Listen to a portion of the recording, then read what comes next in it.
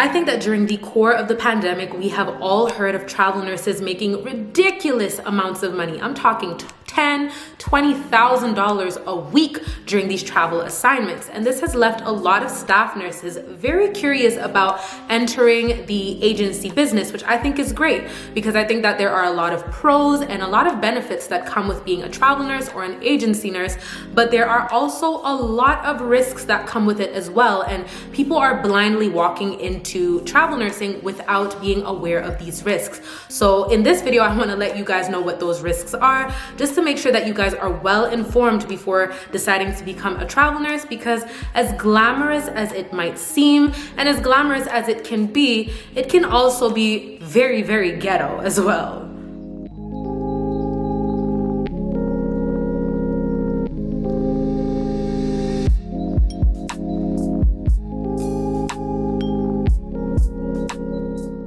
What is up, you guys? Welcome and welcome back to the channel. Thank you guys so much for tuning in. For those of you who are new, my name is Kiara. I am a licensed practical travel nurse now here in Canada, and I want to talk to you guys about the risks of travel nursing. It doesn't matter where you're from, where you're located, the risks are going to be the same everywhere. Now, although nursing agencies and travel agencies have always been a profitable business, I think that the business has recently seen a boom that it has never seen before with the pandemic. We have seen hundreds, if not thousands, of nurses coming out talking about the ridiculous amounts of money that they would have never touched pre-COVID. And this has left a lot of staff nurses very curious about leaving their staff job and going more towards agency nursing, because a lot of nurses are just asking themselves, if I'm breaking my back at work for $30 an hour and these agency nurses are making $100 or $200 an hour for the same exact job, why am I here? So if you are one of those nurses who is curious about travel nursing or agency nursing, even if it's just locally in your area, this video is for you, because I do think that travel nursing is a little bit glamorized.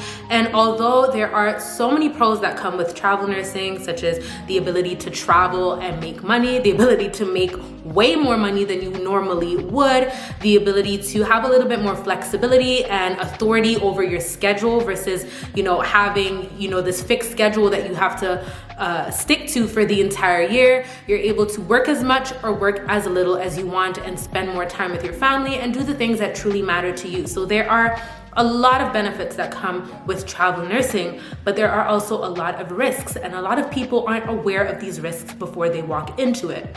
I have been working as an agency nurse locally since the pandemic, or since maybe about end of 2020. I've been doing agency ever since then, but I did go on my very first travel nursing assignment recently to Vancouver. So if you guys are interested in knowing a little bit more about that, I did make a video about travel nursing housing, and I did 2 vlogs, so make sure you guys go check those out. They will be in the description as well as up here if you guys are interested.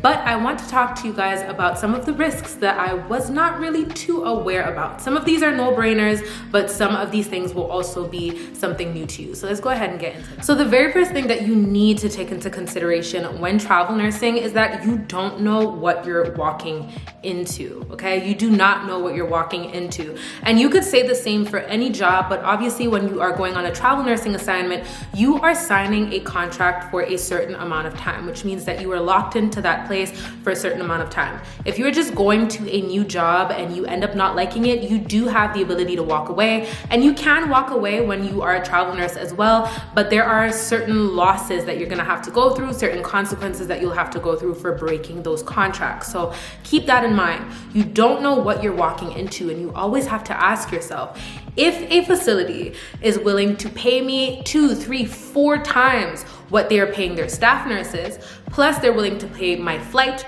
or my transportation, my gas, my food, my everything, plus pay me all this extra money that they're not even giving their staff nurses, what is really going on over there, right? I've had nurses call me, my nurse friends call me and say, hey, this place is paying $200 an hour, but then you look at the average pay for nurses in that same place, and the average nurse is making $40 an hour. Why are they paying me 4 or 5 times what they are paying their staff nurses? That is a red flag. Not all money is good money. So just take into consideration that you don't know what you're walking into, and that once you sign a contract, you're pretty much locked in, and you could be walking into a really, really shitty environment. And as much as we want to make money, we also work very hard for our licenses, right? We need to put our license first and protect our license. So keep that in mind. Not all money is good money. And if you see that a place is paying 1 million times more than what they're paying their staff nurses, that's definitely a red flag. Another thing that you need to know as a travel nurse or even an agency nurse, because this definitely applies to agency nurses as well if you're just working locally in your area, is that people can be very mean and very unhelpful. When you are an agency nurse, you are required or you are expected to have a certain amount of experience in the field, and therefore people are not as willing to help you. So sometimes you're kind of just thrown in there, and once again, we want to protect our license as much as possible. So it can be, I'll give you guys an example.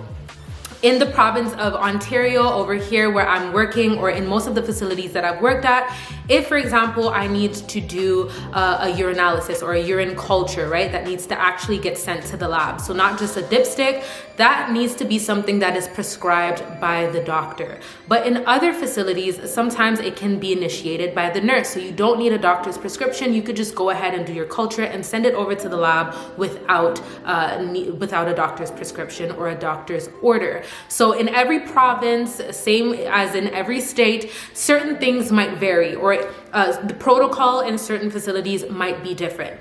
So there was a urine culture that I had to do for this resident who had reoccurring UTIs. He had a catheter, and I didn't know what the protocol at that facility was. So I asked the nurse that I was working with on that floor, who, mind you, was there for 10 years, how to go about doing this, whether or not I need a prescription or not.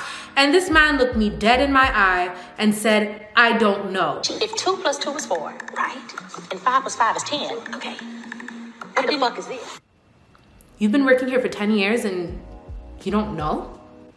Another thing is that sometimes your PSWs, or you guys in the States call them CNAs or care aides, they can be very insubordinate. If you are working in a hospital, it might be a little bit different, but if you are working in a residence, a long-term care facility or a retirement home, these people are actually living there. So the staff that work there, they know these patients, they know these residents, they know their names, they know them well, and sometimes you may not recognize the residents, and you might need to ask your care aides who a certain resident is.